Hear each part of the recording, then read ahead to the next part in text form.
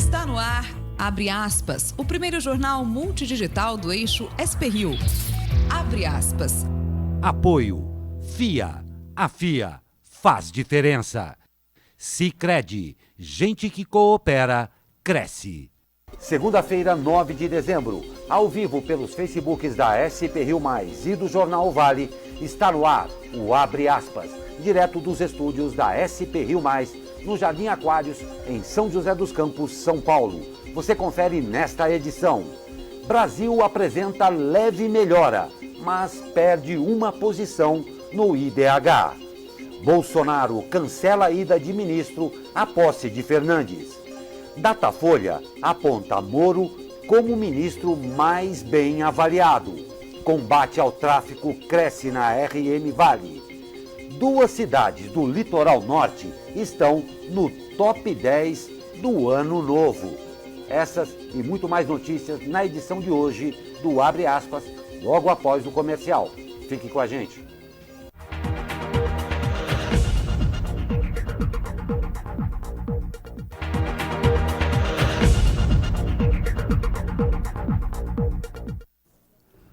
Olá, muito bom dia. Estamos de volta ao vivo com o Abre Aspas desta segunda-feira. Comigo, nosso jornalista Douglas Cruz. Muito bom dia, Douglas. Bom dia, Glauco. Vamos lá para mais uma segunda-feira. Lembrando que a gente está ao vivo e você, nossos queridos internautas, podem participar deixando aí o seu comentário, comentando as matérias, deixando sua sugestão, crítica e vamos lá. E vamos nós, porque a segunda-feira sempre cobra o seu tributo. E hoje já convido de antemão você que nos acompanha ao vivo, como eu disse aqui, para acompanhar uma entrevista muito especial que nós teremos no terceiro bloco. Já em nossos estúdios, o senhor Francisco de Souza, docente de Gestão e Negócios do SENAC de São José dos Campos.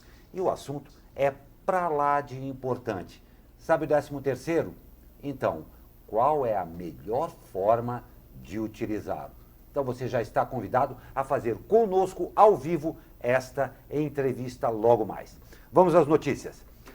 O presidente Jair Bolsonaro desistiu de enviar o ministro da Cidadania, Osmar Terra, para a posse do presidente argentino Alberto Fernandes, marcada para amanhã.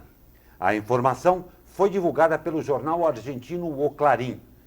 Com a decisão de Bolsonaro, o Brasil não terá nenhum representante do alto escalão do governo federal na cerimônia que marca a troca do poder executivo no vizinho sul-americano. O representante brasileiro será o embaixador na Argentina, Sérgio França Danesi. O país é o terceiro maior parceiro comercial do Brasil e voltará a ser presidido por um político considerado de esquerda. Fernandes foi escolhido pela população para suceder Maurício Macri, que tem uma plataforma de governo liberal e com quem Bolsonaro mantém boa relação. A ex-presidente Cristina Kirchner ocupará o cargo de vice-presidente na gestão de Fernandes. Osmar Terra tinha encontros marcados com Macri e Fernandes. A relação diplomática entre Brasil e Argentina ficou tensa desde que Bolsonaro e Fernandes passaram a trocar provocações publicamente. Ao temor de que a crise possa influenciar nos negócios que os dois países mantêm. Na última semana, o presidente da Câmara dos Deputados, Rodrigo Maia, esteve na Argentina para tentar acalmar os ânimos. Segundo o Clarín, o presidente cancelou a ida de Osmar Terra à cerimônia após perceber que 2 deputados de partidos de esquerda integraram a comitiva de Rodrigo Maia. Pois é, Glauco. Os deputados que estavam integrando a comitiva aí do Rodrigo Maia eram Orlando Silva, do PCdoB, e Paulo Pimenta, do PT. Partidos aí de oposição no Bolsonaro, considerados de esquerda, o que irritou o presidente. O que também irritou o presidente Jair Bolsonaro foi que Alberto Fernandes convidou o ex-presidente Lula e o ex-presidente deposto boliviano Evo Morales. Então essa troca de farpas aí está aberta, né? A gente vê que não vai ter fim pelo jeito. O Maia tentou ir lá apaziguar, o que piorou ainda mais a situação. E nosso terceiro maior parceiro comercial, a Argentina, impacta diretamente aqui no Vale do Paraíba o mercado automobilístico. A gente tem como exemplo a Volkswagen, a GM aqui em São José, e vamos ver onde vai parar isso aí, né? Porque na posse dele já não teremos representantes do alto escalão do governo, então não há previsão que isso vai melhorar aí ao longo dos dias, né? Não tem a menor dúvida. As farpas indiscutivelmente existem. Agora, há de se considerar polarizações à parte de que existe um comércio poderoso e importantíssimo entre as duas nações. Tendo em vista que o Brasil, um pouco melhor que a Argentina, que está bem ruim, dependem e muito dos acordos comerciais que já existem. Então, picuinhas e estou de mal à parte, é necessário que se tenha altivez, que se cresça e que encare-se a situação da maneira como ela realmente é. Ambos os países precisam sim um do outro. Essa que é a grande verdade. E a conta já sabe para quem vai sobrar, né? Glauco, e agora só registrando aqui as participações dos nossos queridos internautas. Adelson Santos mandando bom dia pra gente, assim como a Ana Souza. Bom dia para vocês. Bom dia também da Aparecida Rossi. E já temos aqui a nossa sempre querida Ana Souza, deixando seus comentários e seus pitacos aqui na página do Vale da SP Rio Mais. Participe aqui também do nosso querido jornal Abre Aspas. Obrigado a todos vocês que participam ativamente com a gente, sempre aqui na edição do Abre Aspas. Um prazer enorme tê-los conosco. E a qualidade de vida. O Brasil apresenta leve melhora, mas perde posição no Índice de Desenvolvimento Humano, caindo uma posição no ranking global do IDH em 2018. O país agora ocupa o 79º lugar entre 189 países. De acordo com o relatório de desenvolvimento humano de 2019, que mede o IDH, o país teve sucesso no controle de certas desigualdades, ou seja, na expectativa de vida e renda média. Medido anualmente, o IDH vai de 0 a 1. Quanto maior, mais desenvolvido o país. E tem como base indicadores de saúde, educação e renda. Neste ano, o Brasil alcançou o IDH de 0,761, com uma pequena melhora de 0,01 em relação ao ano passado. Na classificação da ONU, o Brasil segue no grupo dos que têm alto desenvolvimento humano. A escala classifica países analisados com IDH muito alto, médio e baixo. Os dados deste ano serão divulgados na edição de 2020. Entre os países da América do Sul, Brasil e Colômbia apareceram empatados na 4ª posição. Segundo o relatório, a taxa anual de crescimento do IDH brasileiro nos últimos 18 anos foi de 0,78%. No mesmo período, a expectativa de vida foi de 66 para 75 anos. Pois é, Glauco, outro fato interessante também dessa pesquisa de IDH é que ela mostrou que o Brasil é um dos países que mais tem concentração de renda. Ou seja, quase 1/3 de toda a riqueza do Brasil está concentrado com apenas 1% da população, o que mostra a desigualdade social exacerbada, né? E como você frisou aí, alguns países que são considerados pequenos, como Uruguai, Argentina e Chile, frente ao Brasil, que é um país que tem a 6ª maior potência do mundo, estão na frente do Brasil no Índice de Desenvolvimento Humano, o que mostra essa polarização aí da nossa política. Está chegando e quase 1/3 de toda a riqueza do Brasil está com 1% da população, que mostra que a desigualdade social é muito grande, né? Muito preocupante isso aí. Extremamente preocupante, extremamente preocupante. E o ministro da Justiça e Segurança Pública, Sérgio Moro, se consolidou como o ministro mais conhecido e bem avaliado do governo do presidente Jair Bolsonaro.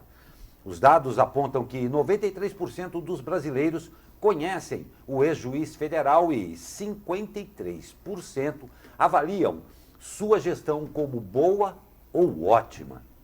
Um número melhor do que do próprio Bolsonaro, que é avaliado como bom ou ótimo por 30% da população, 36% como ruim ou péssimo e 1% não soube responder. Atrás de Moro, o ministro mais conhecido pelos brasileiros é o da Economia, Paulo Guedes, com porcentagem de 80%.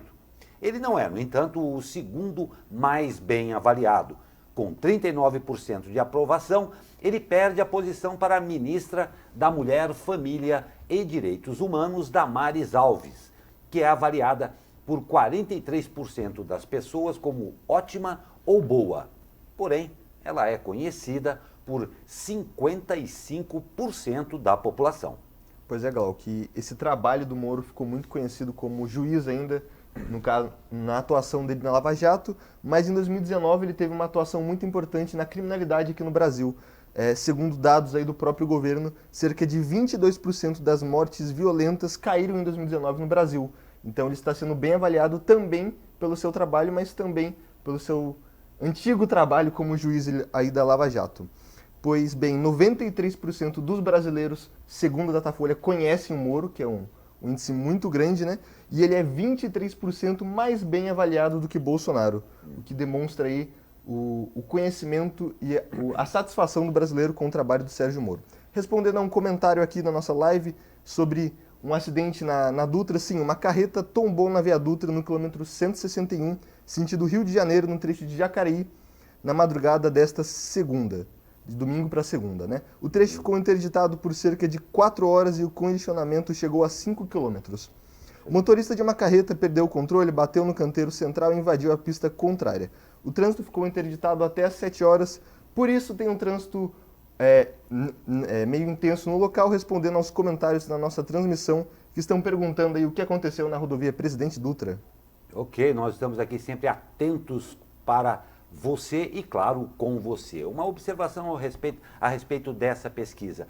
O que eu achei, Douglas, acredito, muito interessante é o momento atual que nós estamos vivendo. Independente de quem é o líder, independente do Bolsonaro, independente disso aí, a preocupação do brasileiro se mostra absolutamente evidente. A justiça, com o Moro aí, independente da Lava Jato, antes, claro, que influenciou bastante, mas a justiça, a economia, o meu bolso, as pessoas estão atentas às pessoas que fazem e que podem fazer diferença na nossa vida. E muito legal, a ministra da Mulher, Família e Direitos Humanos, Damares Alves. Eu achei sintomático isso daí, eu acho que evidencia muito bem, os recados já foram dados e permanecem sendo dados pela população do Brasil. Justiça, uma economia forte e respeito aos direitos humanos. É simples assim. Independente dos números, acho que ficou bem clara essa notícia, né?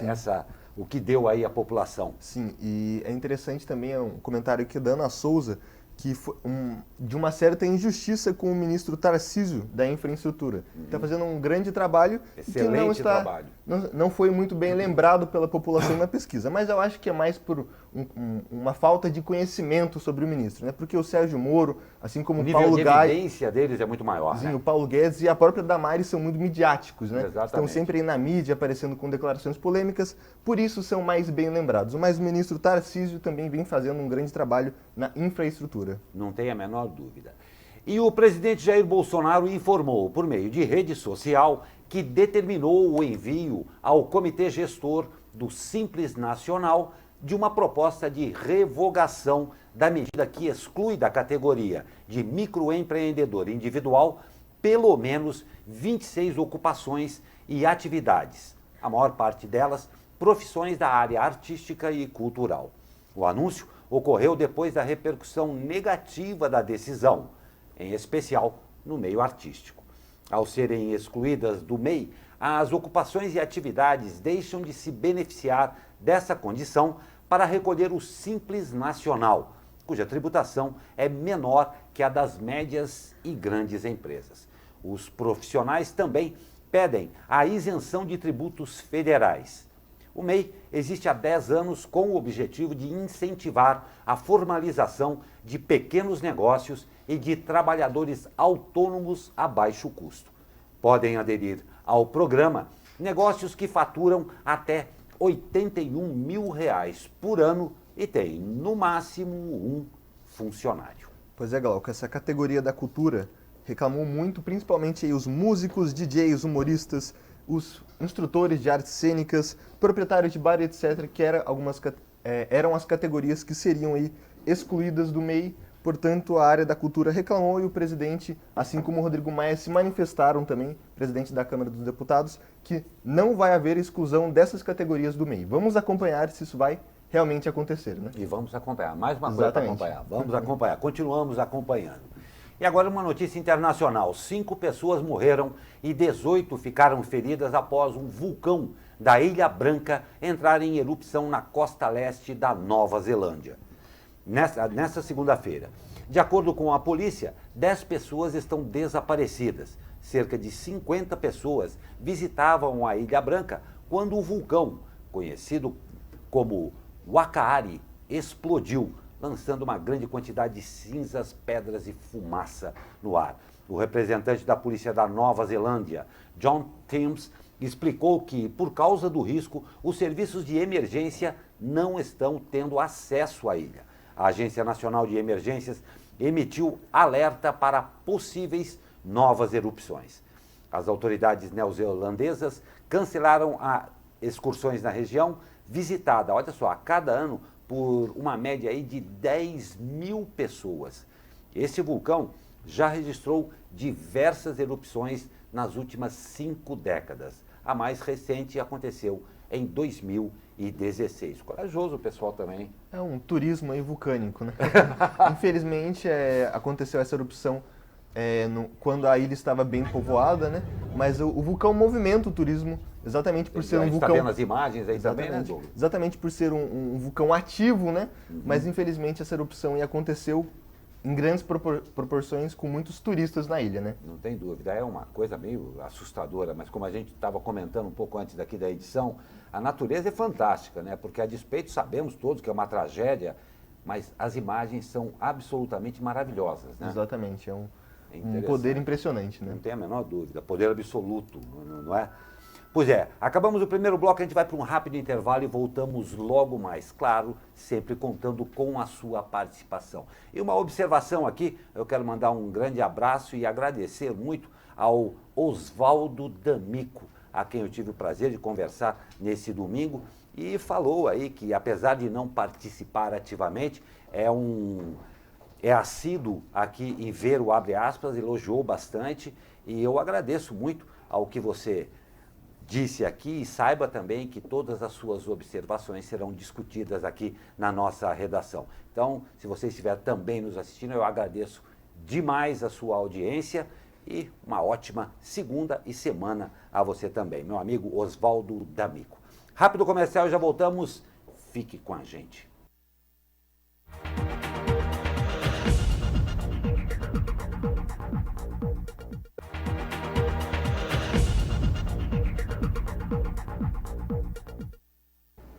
De volta nessa segunda-feira nublada aqui. Segunda-feira já tem aquele ar de segunda-feira, mas vamos aí, força! Força que a gente tem que continuar.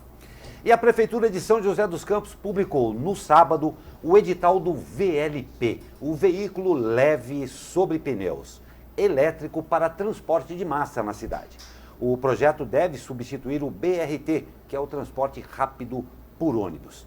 Segundo o prefeito Felício Ramute, o VLP deve ser a alternativa para a mobilidade por ser elétrico. Abre aspas. Vamos revolucionar o transporte público em nossa cidade e no país. Publicamos hoje o edital do VLP, totalmente elétrico, cada um com comprimento de 23 metros e capacidade para até 195 passageiros, informou o prefeito em suas redes sociais. Ainda de acordo com Felício, os 12 trens equiparão a linha verde e serão fabricados sob encomenda para o projeto, com entrega prevista para abril de 2021. Somente com os veículos a Prefeitura investirá 35 milhões de reais. Pois é, Glauco, essa é uma promessa de campanha do prefeito Felício Ramute. Muito esperada, inclusive. Muito esperada. Esses 12 trens com capacidades para 195 passageiros, então fazendo uma conta rápida aí, 12 vezes 195, cerca de 2.340 passageiros é a capacidade por trem aí, pelos 12 trens, né? É um projeto que vai ficar pronto, segundo a licitação, somente em 2021, abril de 2021. 12 empresas se interessaram pela licitação, então um grande número de empresas se interessaram. E vamos ver, né, porque é uma medida muito esperada por todos os joseenses. E segundo o prefeito Felício Ramute, a prefeitura espera um aporte do governo estadual de cerca de 30 milhões de reais.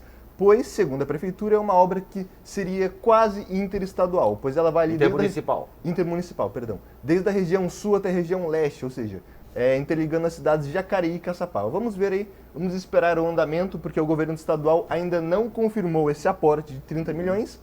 E vamos ver como é que isso vai se prolongar aí no ano de 2020. Aliás, esse é o nosso grande medo sempre. Exatamente, né? Porque face a licitação, tem todas as guias, liberações e tal. E chegou no meio da obra, acontece alguma coisa que não, para tudo. Exatamente. Então, é uma constante do que a gente vê, não só aqui em São José, em termos de Brasil como um todo. Mas é uma obra absolutamente esperada, tem essa característica da intermunicipalidade, que é absolutamente importante no desenvolvimento da mobilidade urbana. Para quem é da cidade, ela sairia desde a Estrada Muito do legal. Imperador até o Parque Tecnológico, ou seja, ela vai cruzar a cidade inteira.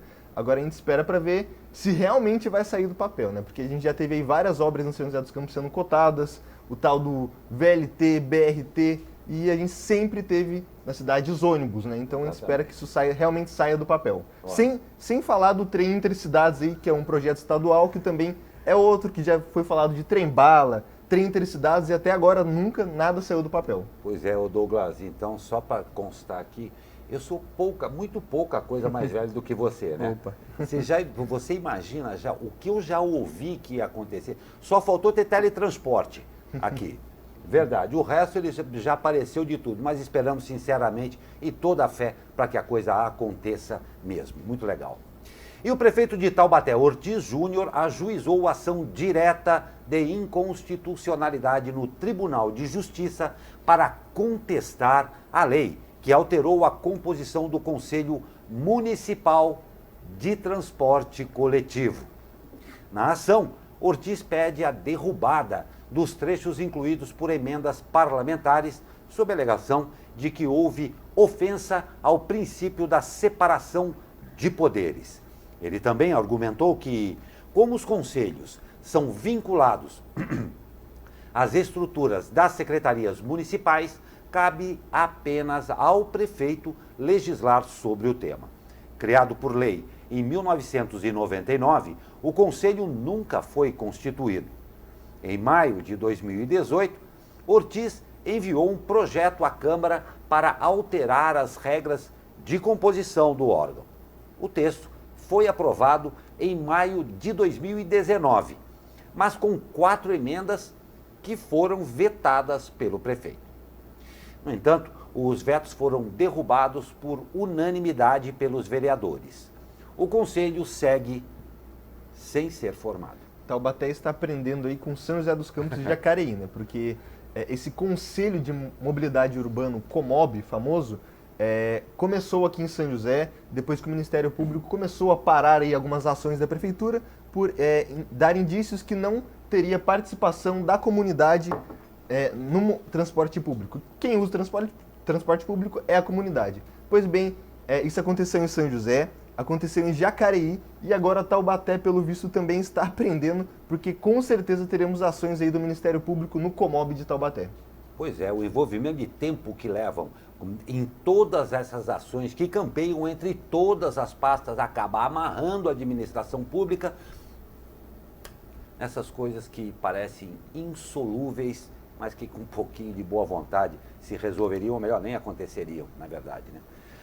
As forças de segurança pública da RM Vale reforçaram em 2019 o combate ao tráfico de drogas, apontado como principal fator de violência na região, que é recordista de homicídios no estado de São Paulo.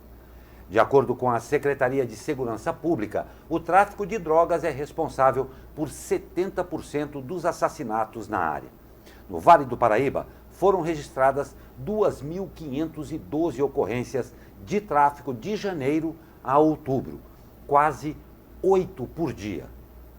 No ano passado, no mesmo período, foram 2.393, um aumento de 4,7 no índice. O número de apreensões de drogas também subiu e passou de 90 para 150 na comparação entre 2018 e 2019, acréscimo de 66,6%. Entre os principais municípios da RM Vale, registraram um crescimento no índice de ocorrências de tráfico: Guaratinguetá, com alta de 162%, Lorena, com 42,5% e Caraguatatuba, com 35%. Em São José dos Campos, o índice caiu 10%, assim como em Taubaté, que caiu 15,9%. Pinda e Cruzeiro também registraram queda.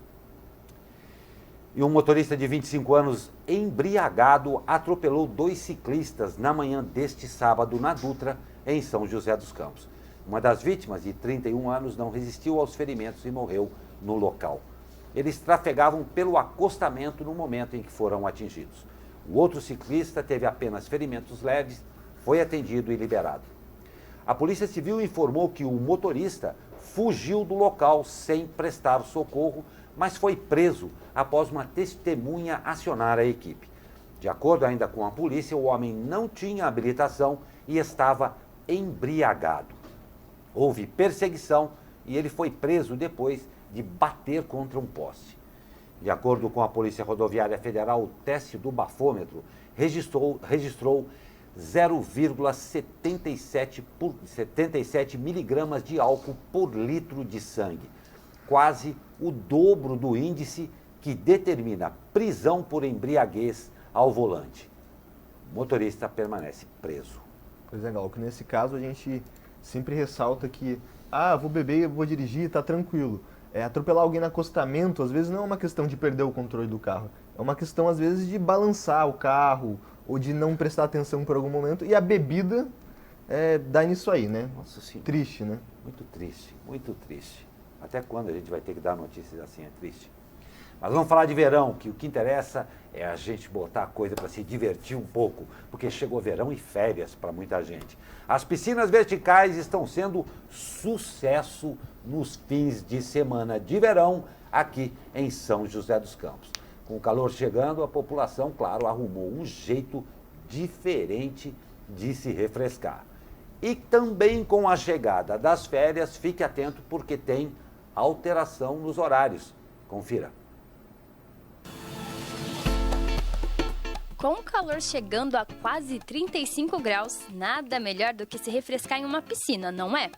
Os joseenses estão podendo aproveitar, além das piscinas públicas, as piscinas verticais que estão espalhadas pela cidade. E olha, não é só coisa de criança não, viu? O legal é que assim, todos os pais trazem os seus filhos aqui, vou levar a criança. E acaba que quando a gente vai ver, a criança tá fora e o pai tá dentro. E são 3 pontos de piscinas verticais como esse daqui. É aqui no Urbanova, no Santa Inês e também no Campo dos Alemães. E agora nas férias a criançada vai poder aproveitar ainda mais porque vai ter um horário estendido. E nós vamos ter agora um horário diferenciado nas férias, para que nesse período que os alunos deixam de estar na escola, possam estar se divertindo nas piscinas verticais da cidade. As piscinas verticais funcionam aos sábados, domingos e feriado, das 9 da manhã até as 5 da tarde. Mas com o Projeto Verão, a diversão terá um horário diferenciado. As piscinas recebem um tratamento diferenciado para atender a população da melhor forma nesse verão. Não tem restrição. O legal de informar que os mesmos tratamentos que tem nas piscinas públicas tem nas piscinas verticais. Então é tratado com cloro, normalzinho, então pode entrar sem preocupação nenhuma. Pô, que legal, muito bacana. A mesma coisa que me chamou a atenção aí, que eu acho que tem pai usando o filho de álibi para ele ir à piscina aí, né, Douglas? E essa piscina aí da reportagem fica no Parque Ribeirão Vermelho, ali no Urbanova. E para quem gostou, se interessou, é uma opção muito interessante aí para o fim de semana com esse calor aí, né, Glauco? Nossa, nem fale, bem legal mesmo. Parabéns pela iniciativa. E vamos falar, já que está chegando aí as férias, já está todo mundo... Aliás, está aberta oficialmente a temporada de confraternizações, né? Opa! Então, estão chegando as férias aí e vamos falar de turismo, que é para lá de importante para a nossa região aqui do litoral norte. As cidades de São Sebastião e Ubatuba estão entre as 10 mais buscadas por viajantes brasileiros para a festa de Ano Novo. A informação é do Airbnb, que fez um levantamento baseado nas reservas de hospedagem concluídas até o dia 27 de dezembro e que possuem como datas de 27 de dezembro a 1º de janeiro.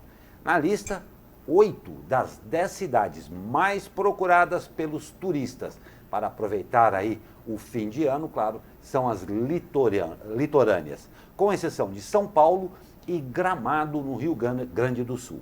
Para o Airbnb, um dos motivos da escolha está diretamente ligado a uma tradição africana que homenageia Iemanjá, dona das águas salgadas. O pulo das 7 ondas, quem já não o fez?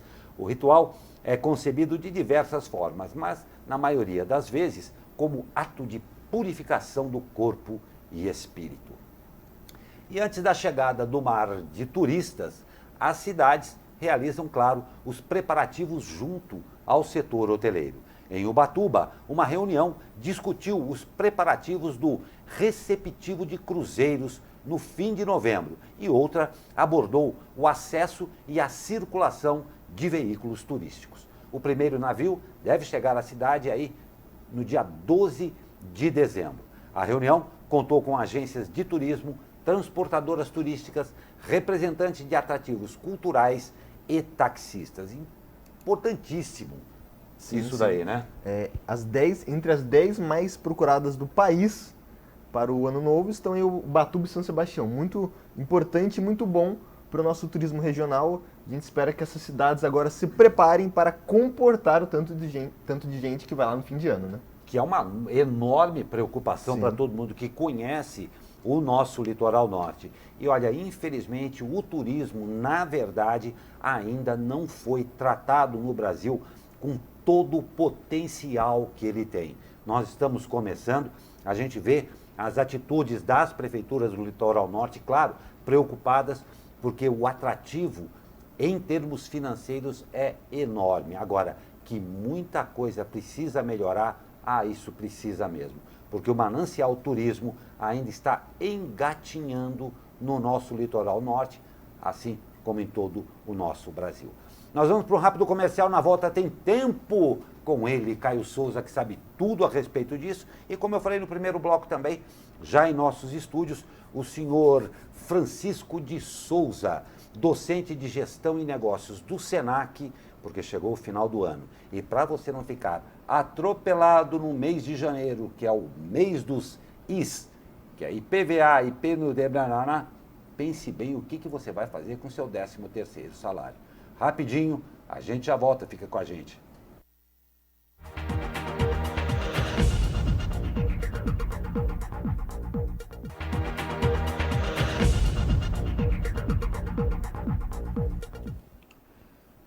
Pois é, nós estamos aí praticamente no meio de dezembro. O tempo deu uma rasteira na gente esse final de semana, porque sexta-feira armou aquela chuva toda, mas acabou tendo um final de semana bem bacana. Começa a semana dos altos da Cassiano Ricardo, a gente vislumbra alguns azuis no céu aqui, e a gente vai saber com ele, que sabe tudo sobre o tempo, como é que fica esse começo de semana. Fala, meu amigo Caio Souza! Fala, Glauco Turzi, muito bom dia. A semana vai começar com bastante sol e calor aqui na nossa região. As temperaturas devem chegar até os 30 graus no Vale do Paraíba, 29 em São Paulo e no litoral e 24 na Serra da Mantiqueira. Mas por conta do forte calor, no final da tarde nós podemos ter sim pancadas de chuva isoladas que, se ocorrerem, deverão ter intensidade moderada ou ocasionalmente forte. A semana deve ser de tempo instável por aqui. Apesar do calor que vai estar presente, nós podemos ter chuva em todos os dias dessa semana, principalmente no final da tarde. Caio Souza, direto da sala de operações do Tempo Vale, para o jornal Abre Aspas. Obrigado, Caio Souza. Um grande abraço a você e a todos aí desse grande parceiro também, que é o Tempo Vale. Uma ótima semana a vocês. E como a gente falou no início desta edição, hoje um assunto para lá de importante. Temos o prazer de receber o senhor Francisco de Souza, docente de Gestão e Negócios do Senac de São José dos Campos. Final de ano, aquela alegria maravilhosa, caiu aquela comissão, entrou o 13º, primeira parcela, segunda parcela, mas tem uma máxima que a gente não pode esquecer. O dinheiro não aceita desaforo. Então é preciso que a gente use com inteligência isso, não é, Francisco? É isso mesmo, Glauco. Bom dia, Douglas, bom dia aos ouvintes da rádio. Bom, como você disse, né, o dinheiro, ele não...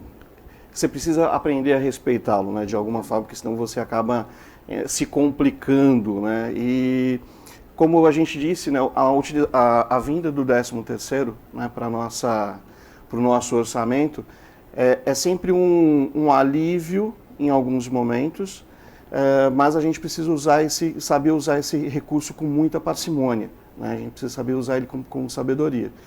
Então, né, uma das dicas que a gente sempre, né, dá para as pessoas é: olhe para dentro do seu orçamento, vê o que você já tem aí de compromissos, busque, né, acertar esses compromissos e não usar o dinheiro para, né, os gastos, né, efetivos de uma forma geral. Para né? ceia, para a famosa ceia de Natal, não gastar tudo com a ceia. Né? Exatamente, com a ceia. O churrasco hoje está caro, né?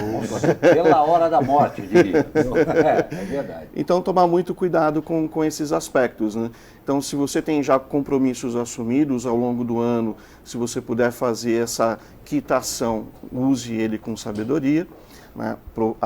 Aproveite esse momento para acertar essas contas. Aquilo que sobrar, né, como você disse, né, agora há pouco, né, o janeiro é o mês dos IS, né, IPTU, IPVA. Então, matrícula da criança na escola. Matrícula, material, uniforme. Então a gente não pode esquecer desses compromissos que logo vêm.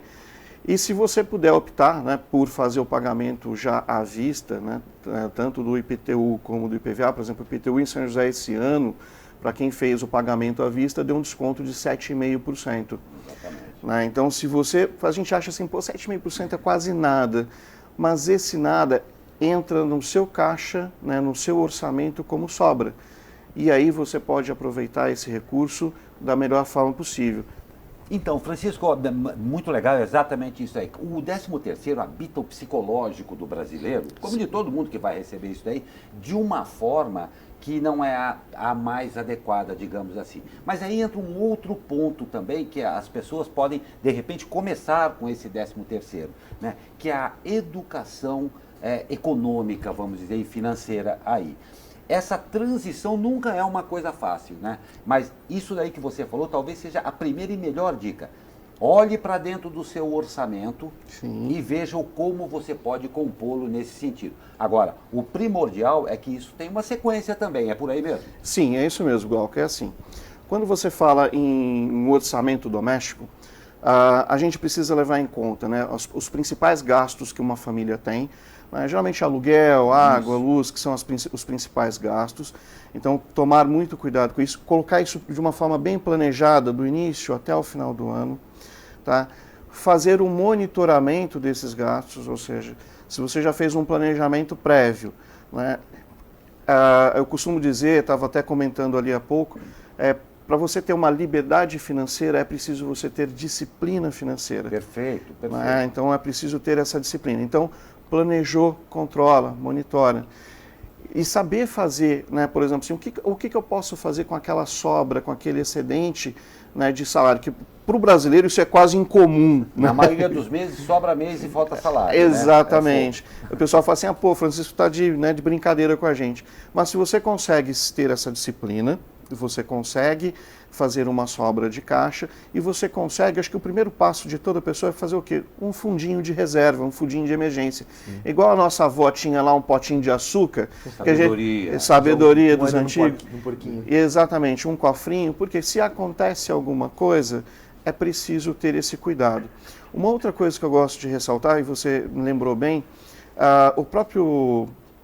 existem algumas ações de algumas instituições sobre educação financeira. O próprio Banco Central tem alguns cursos nessa área e são gratuitos.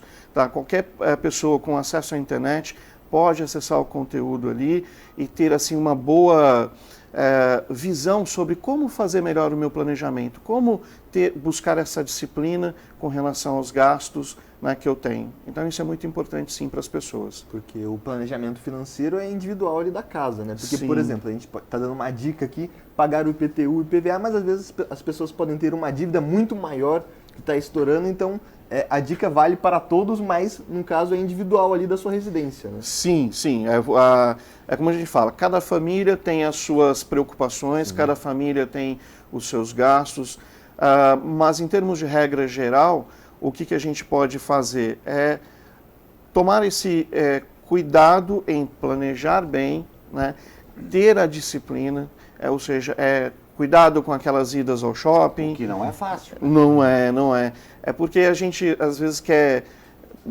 a gente diz que a nossa vida é muito corrida e a gente acaba extrapolando um pouco. Eu falo assim, eu me dou o direito de gastar porque eu não sei o dia do amanhã e assim vai. E isso é preocupante porque o amanhã vem.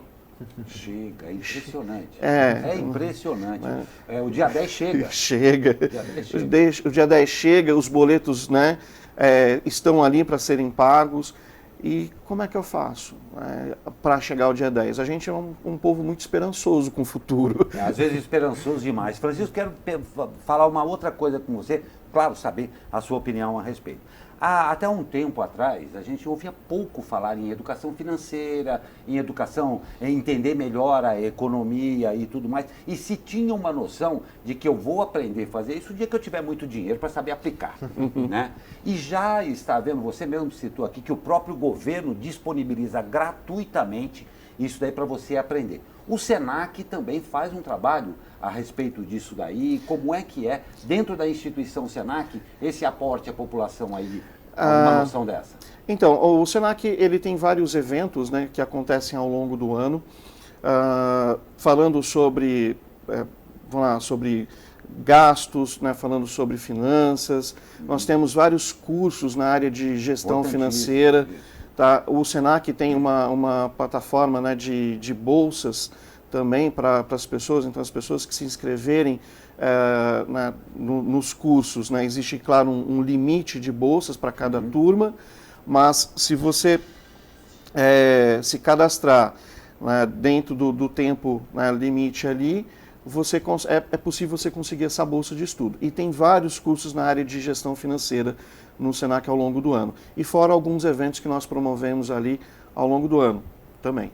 Legal, interessante. Então, só para ressaltar as dicas, então, para a gente estar indo aqui para o fim do nosso jornal, priorizar as contas, pagamento à vista, mais ou menos isso mesmo? É isso mesmo, né, planejar ali o seu orçamento, né, tudo que você puder fazer em termos de gasto, procure sempre trabalhar com gastos à vista, evitem, né, o parcelamento.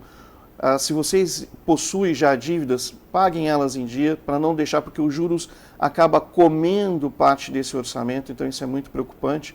A gente não dá bola, às vezes a gente acha que assim, que é 3 centavos, R$3, mas isso, né, se você se acostuma com isso, isso vai comendo, né, boa parte do seu orçamento. Tá? E ter muita disciplina com os gastos, essas são as dicas que eu dou.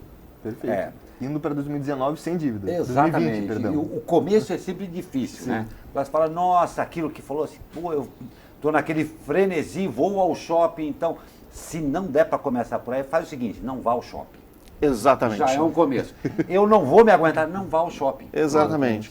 Fica em casa, né? Ou vai no parque, aproveita as piscinas verticais. Olha aí, tá vendo? Exatamente, né? exatamente. É uma diversão mais saudável e você não gasta quase nada. Não tem dúvida, porque quando chegar janeirão, tenha certeza que você vai agradecer a você mesmo, que é o mais importante.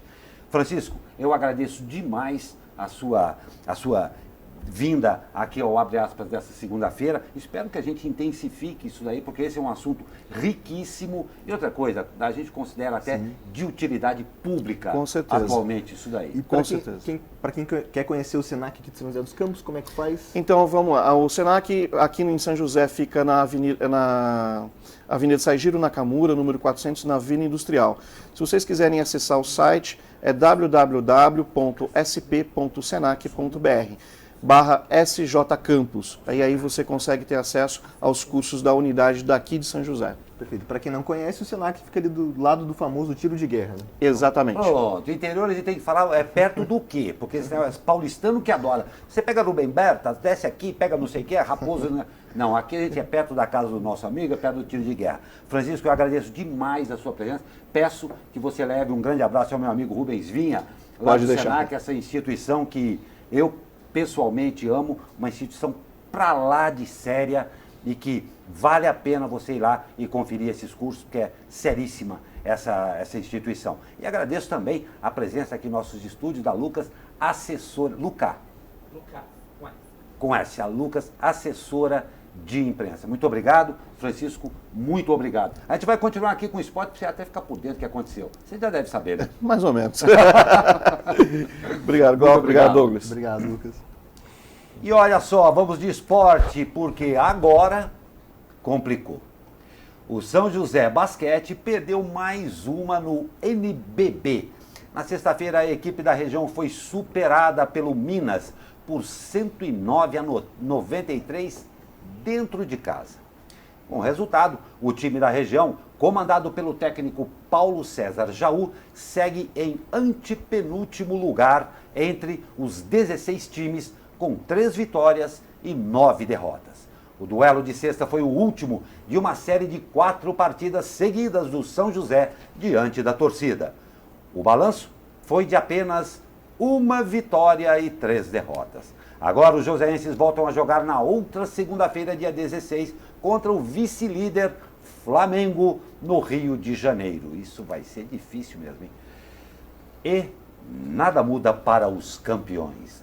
Jogando fora de casa, o Vôlei Taubaté superou o Campinas por 3-0 e conquistou a 7ª vitória seguida na Superliga Nacional. Com o resultado, os taubatianos continuam com 100% de aproveitamento na competição nacional e não perdeu um set sequer até agora. Parabéns, impecável a campanha. A equipe da região volta em ação nesta sexta-feira, quando recebe o Minas no ginásio do Abaeté, em Taubaté. E no futebol, tivemos a queda de um gigante. Pela última rodada do Campeonato Brasileiro, o Cruzeiro foi superado pelo Palmeiras por 2-0 no Mineirão. Pela primeira vez em seus 98 anos de história, a equipe mineira irá jogar a 2ª divisão do Campeonato Brasileiro. Além do rebaixamento, a partida foi encerrada aos 41 minutos do segundo tempo por conta dos atos, pasmem, de vandalismo dos torcedores do Cruzeiro, que depredaram o estádio e atiraram cadeiras no gramado. Alguns torcedores ainda tentaram invadir o gramado e foram contidos, claro, pelos policiais, que precisaram utilizar balas de borracha e bombas de efeito moral para dispersar os baderneiros. No telão, os administradores do estádio pediam para a torcida evacuar o local. Que triste fim, não? Sim, segunda-feira doída pra gente, pros cruzeirenses então nem se fala, né? Nossa, não, muito triste. Aproveito já que você está aqui na bancada para falar. Infelizmente, essas cenas se repetem com aquelas mesmas ditas, não vai aqui nenhuma culpa não, a torcida organizada ou aqueles mal educados que confundem tudo. Sim. A depredação é uma constante, né? Sim, infelizmente, né, nos estádios o que a gente acaba vendo, né, quando, né, o seu time não vai bem, as pessoas acabam depredando, né? Isso traz uma imagem muito ruim, tanto para o clube e para a própria sociedade, né? Porque é um bem de uso público, né? As pessoas podiam aproveitar melhor aquele bem ali de uma forma sadia, né? Perdeu, infelizmente. Infelizmente. Cai aí também a nossa justiça, que, sem querer falar, é branda com esse tipo de vândalo, né? Em outros países, eles já consertaram isso daí, sendo simplesmente rígidos. Vamos ver se a gente consegue. Estamos chegando ao final da edição do Abre Aspas desta segunda-feira, como eu disse, partindo aí para a última quinzena desse 2019, esperando demais que o 2020 seja muito melhor, né? Agradeço a participação do nosso jornalista Douglas Cruz. E agora, olha, já entrando até como também possível comentarista também, o Francisco de Souza, do Grande Senac de São José dos Campos. Muito obrigado, Glauco, mais uma vez. Douglas, obrigado. E a todos os ouvintes da São Paulo Rio, mais uma vez, obrigado aí pela oportunidade. E obrigado também a você que nos prestigiou com a sua audiência. Uma ótima segunda-feira e até amanhã com mais um Abre Aspas.